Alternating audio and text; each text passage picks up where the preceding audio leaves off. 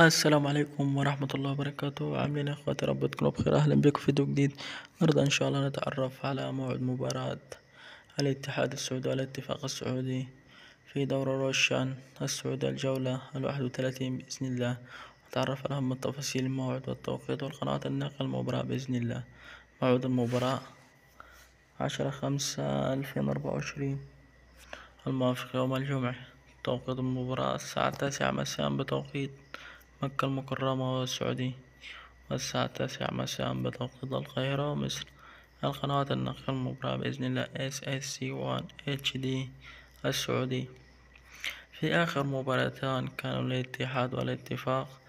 آخر مباراة الاتحاد كانت الاتحاد بمواجهة أبها هزم 3-1، والاتفاق في مواجهة الفيحاء انهزم 2-1.